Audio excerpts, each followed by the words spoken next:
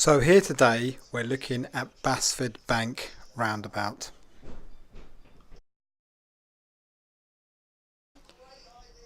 Where the arrow's pointing is the road that leads from Cobridge Test Centre. It has 3 lanes.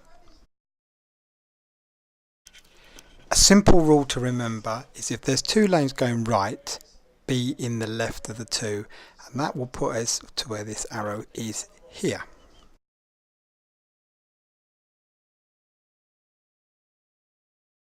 The spiral roundabout will then lead you to this point here, which, as you can see, is the outside of the roundabout, giving you easy, safer access to the A500.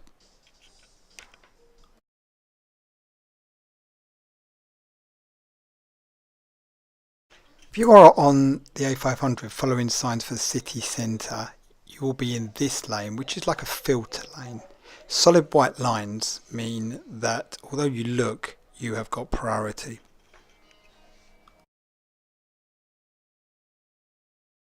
Approaching this roundabout from the A500, heading towards Basford Bank, you have to do a right. So as you can see, you will be in the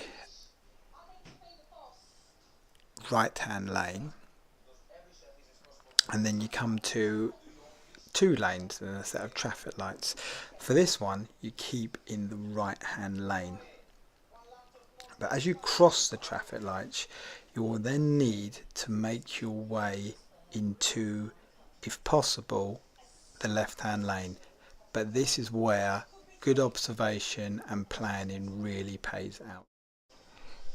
If you take a look at the vehicle I've slightly highlighted, he's actually in a lane for going straight, but like many vehicles here, they go right. So you can see him crossing the lanes. Again, not too much of a problem as there's not many vehicles around, but he was in the wrong lane, and this is where at this point it does cause lots of confusion and many people do fail their test.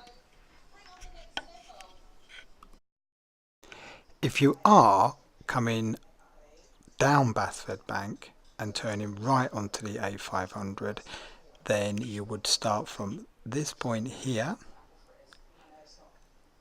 and then get to this point here, so you're in the straight ahead arrow at these traffic lights, and then follow down on to the A500 just as this car does.